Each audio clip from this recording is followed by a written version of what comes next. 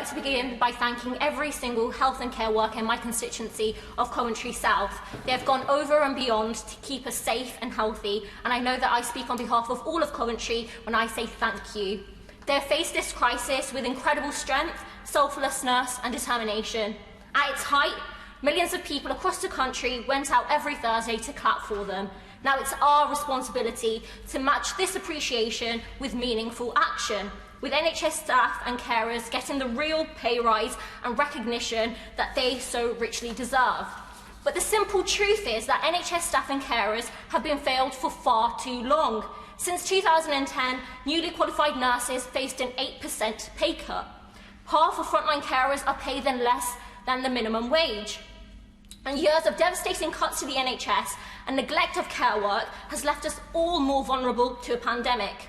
We saw this with PPE shortages in hospitals when the crisis hit. We saw this when doctors and nurses repeatedly, desperately asked for testing, only to be told there wasn't capacity. And we saw it again with black and ethnic minority NHS workers killed by coronavirus at a disproportionately higher rate, exposing the inequalities that lie at the heart of our society. Mr. Deputy Speaker, let me take you through some of the experiences that my constituents have told me who work in our health and care system. There are migrants who work on the front line but have been hit by the hostile environment and burdened with visa fees and health surcharges.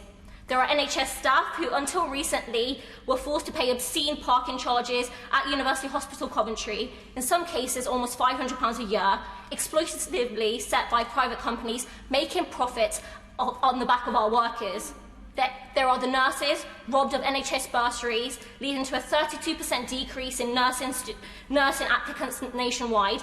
And now we have an overstretched and overworked workforce with over 7,500 nursing vacancies in the Midlands alone, and that's been called a full-blown crisis by the Royal College of Nursing. And then there are the A&E workers who face a mental health crisis, with one of my constituents describing their work as heartbreaking, soul-destroying, and their work environment as a war zone.